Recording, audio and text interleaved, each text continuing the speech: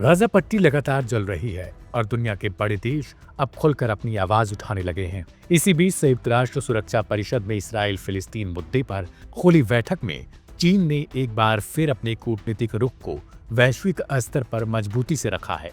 चीन के संयुक्त राष्ट्र में स्थायी प्रतिनिधि ने कहा, गाजा में लंबे समय तक टिकने वाला युद्ध विराम ही आज दुनिया की सबसे बड़ी प्राथमिकता है।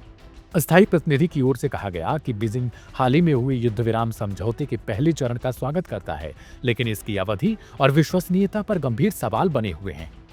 चीन का कहना था कि गाजा में वास्तविक शांति अभी भी बहुत दूर है।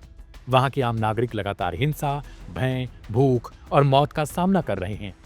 चीन ने यूएनएससी में बेहद कड़ी चिंता जताते हुए कहा कि इसराइल द्वारा युद्ध विराम समझौते का 400 से अधिक बार अब तक उल्लंघन किया गया है और इन उल्लंघनों के चलते 300 से ज्यादा नागरिकों की मौत हुई।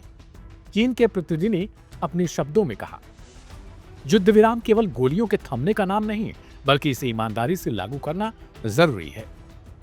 चीन ने सभी पक्षों से, लेकिन विशेष तौर से इसराइल से अपील की कि वह युद्ध विराम की शर्तों का सख्ती से पालन करे और वास्तविक, टिकाऊ और व्यापक युद्ध विराम की दिशा में आगे बढ़े। बीजिंग की यह सक्रियता किसी एक बयान तक सीमित नहीं।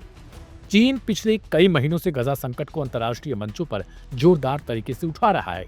इससे पहले जब यूएनएससी में गाजा युद्ध विराम पर ट्रंप के 20 सूत्रीय मांगों को लेकर वोटिंग हुई, तब चीन और रूस दोनों नदारद दिखे, यानी उन्होंने वोटिंग में हिस्सा नहीं लिया।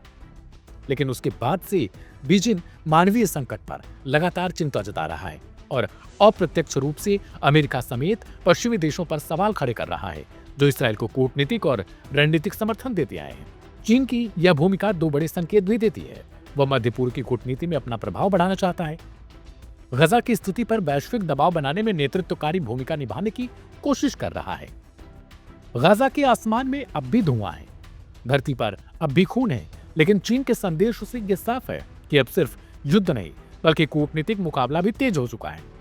गाजा की राख पर विश्व राजनीति की नई पंक्तियां लिखी जा रही हैं और चीन इस नए समीकरण में खुद को एक निर्णायक खिलाड़ी के रूप में पेश करने लगा है। अपने संबोधन में चीनी अस्थायी प्रतिनिधि की ओर से कहा गया कि गाजा में मानवीय हालात बेहद गंभीर हैं और मानवीय मदद की पहुंच पर कई तरीके की बाधाएं मौजूद हैं। चीन ने इसराइल से अपील की है कि वह अंतर्राष्ट्रीय मानवीय कानून के तहत अपनी जिम्मेदारी निभाए, सभी बॉर्डर क्रॉसिंग खोले, मानवीय पहुंच पर लगे प्रतिबंध हटाए और यूएनआरडब्ल्यूए जैसी संस्थाओं को बिना रुकावट काम करने दे।